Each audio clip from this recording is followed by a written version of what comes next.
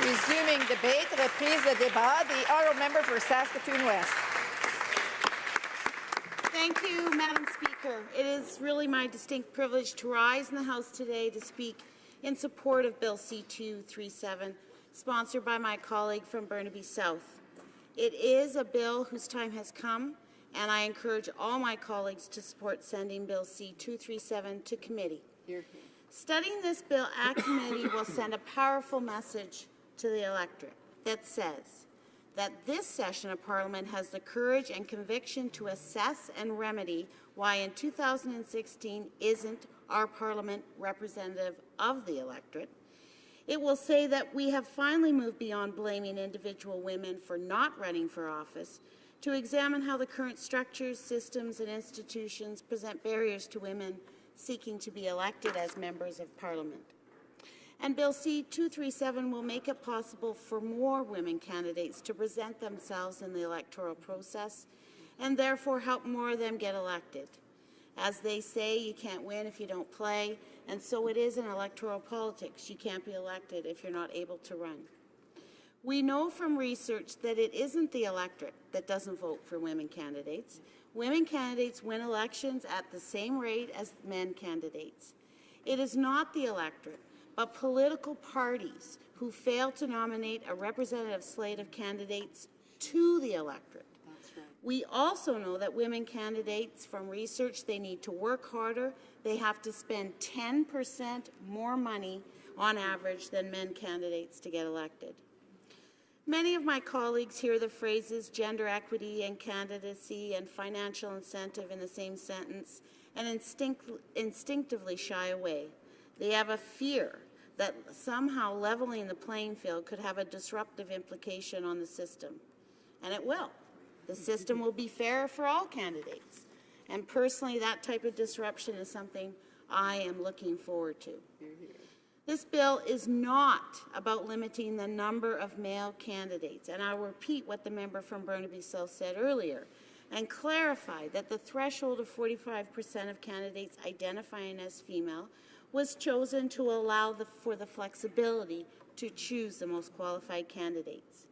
And this bill is not about marginalizing other minority groups seeking representation. In fact, I would suggest it could seek to address one aspect of an issue that has many intersections and could potentially serve as an incentive for political parties to nominate more Indigenous women and women of color. And finally, this bill is not seeking to minimize the hard work that every single woman currently in this House has put into getting elected. Rather, gender equity in candidates is about recognizing that women face barriers within political parties that their male colleagues do not. Madam Speaker, this bill offers the opportunity for this Parliament to acknowledge systemic discrimination within the current candidate selection process and provide a remedy to address it. Without dismantling the barriers that prevent women from running, we cannot truly encourage nor expect qualified women leaders from participating in our democracy to their fullest capacity. Getting to sit in the House of Commons as a woman was a hard-won achievement for each and every one of my female colleagues, from the very early stages of winning their respective party nominations through all the different aspects and phases of a long campaign. However, many women who had the courage to even begin the process find themselves pitted against a whole array of obstacles that makes winning even the nomination an uphill battle. In a post entitled "Where Are All the Women Candidates?", Kate McIntyre from the Canadian Centre for Policy Alternatives lays out just a few barriers that women face. Work-life balance. Elected office at any level demands long hours on an irregular schedule. For women with young children and dependent family members, this poses a real challenge. Women still perform double the number of hours of unpaid childcare work as do men. They are 3 times as likely to take time off work for family reasons, and they are more than 10 times as likely to cite childcare as a reason for not working full-time. Even if you manage a full-time schedule, find a childcare spot, there's still the problem of what to do when there is a council session that runs late and until 11 p.m. or so, or a community consultation on a Sunday. Second, women are told, don't be bossy. Study after study demonstrates that as a society we do not always respond favorably to women stepping into public leadership roles.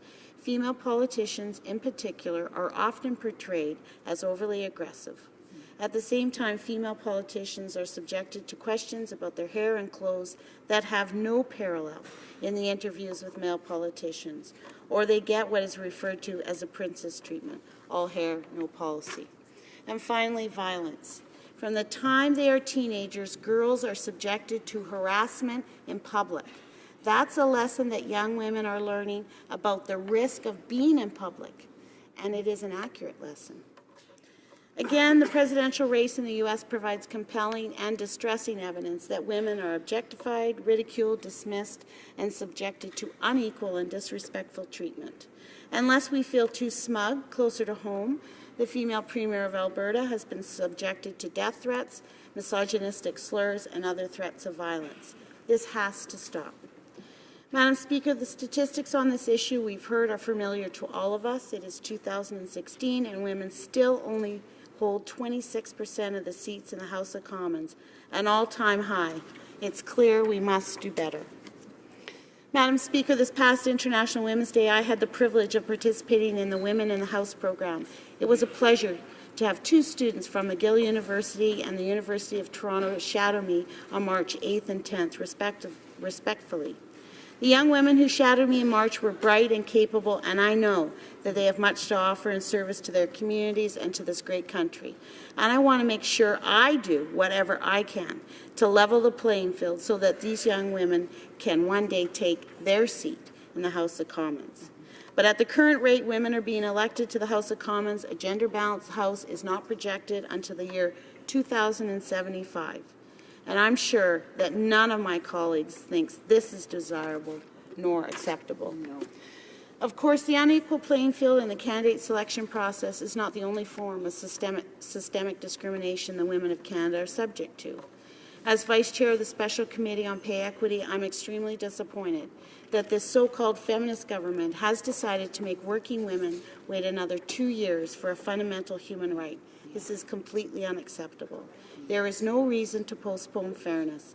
Canadian women have been waiting for decades to receive equal pay for work of equal value, and it's way past time for this government to correct this injustice.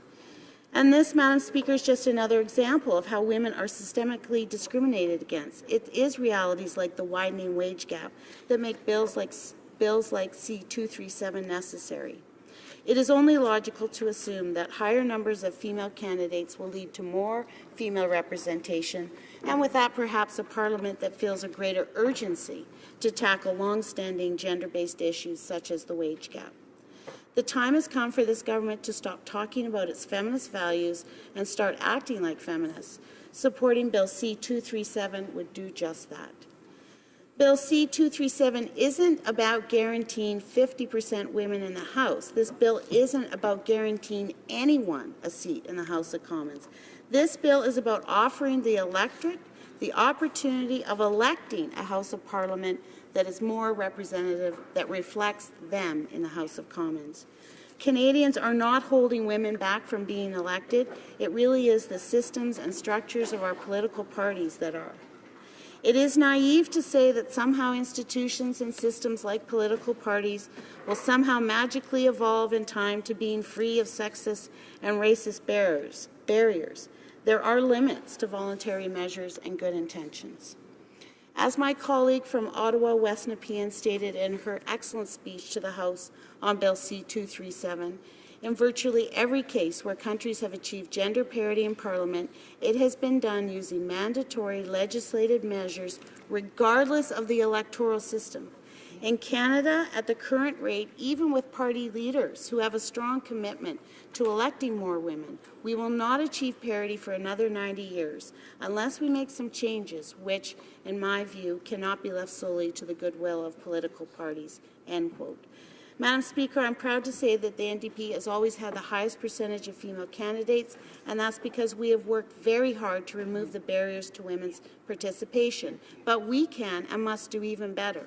It's my hope that my colleagues will vote in favour of sending this bill to committee so that the day will come sooner rather than later when we elect a truly representative parliament. Thank you very much.